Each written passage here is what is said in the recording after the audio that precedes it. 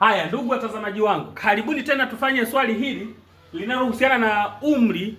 Wale wote ambao wanapitia peji yangu, Mungu awabariki sana. Najua kuna kitu mnajifunza, lakini njooni tena tujifunze hapa. Hata wewe ambaye usipite tu, wewe ambaye hujazoea kupitia peji yangu hii, ukikutana nayo karibu ujifunze hisabati hapa. Sasa hapa wamesema umri wa mtoto ni 1/2 ya umri wa mama yake. Miaka 10 iliyopita umri wa mtoto ulikuwa ni 1/3 ya umri wa mama yake. Je, umri wa mtoto ni miaka mingapi?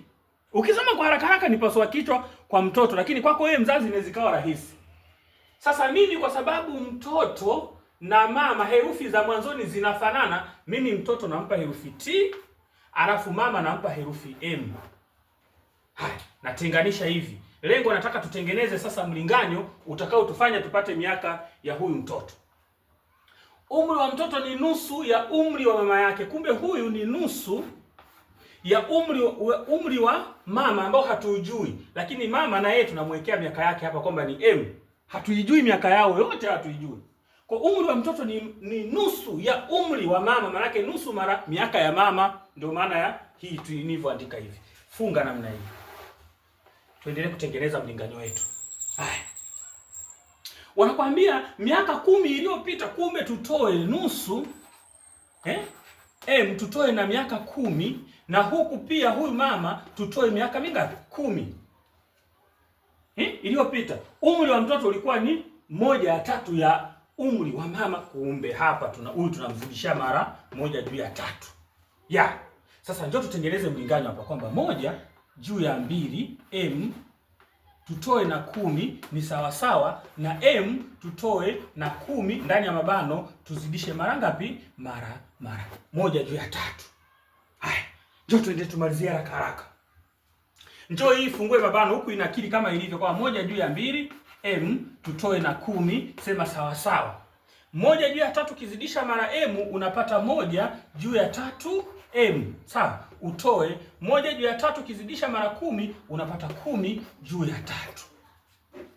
Kama nilivyoelekeza kwenye hesabu iliyopita kwamba ukifika hapa toa hii sehemu. Unatoaje sehemu? Unauaje hii sehemu? Unaua sehemu kwa kutafuta KDS. Ukiipata KDS kigao kidogo cha shirika unagawanya kila upande. Bila shaka hapa KDS yetu itakuwa 6. Kwa hiyo na huku pia tutazidisha mara 6 au tutagawanya kwa 6. Tutazidisha kwa 6 kila upande, lakini hapa mimi nasema tutagawanya kwa sababu tutakatakata hapa itaishi. Haya, njoo tuanzie huko. 2 gawanya kwa 2 1. 6 gawanya kwa 2 ngapi? 3. 3 mara M unapata 3 M. Haya, toa. 6 gawanya kwa 1 ni ngapi? Ni 6. 6 mara 10 unapata 60. Haya, unaendelea sawa sawa. Unakuja huku. 6 ukigawanya kwa 3 inaingia mara ngapi? Mara 2. Mara 2. 2 mara M unapata 2 M. Toa. Haya. 6 gawanya kwa 3 hii hapa inaingia mara 2. 2 mara 10 unapata 20. Haya, njoo tumalizie, tutenge sasa. Hapa tutenge mitajo inayofanana. Haya, njoo sasa. Huyu na huyu. Kwa huku itakuwa 3 M tutatoa na 2 M. Kwa nini tumekuja kumtoa? Kwa sababu huko anakuja anatoka chanya, anapokuja huko anaenda kuwa hasi. Ni sawa sawa na hasi 20 tuongeze 60. Tuongeze 60. Kwa nini tumeongeza? Kwa sababu huko imetoka hasi, inavyoenda huko inaenda kuwa chanya. Haya, njoo tumalizie hapa.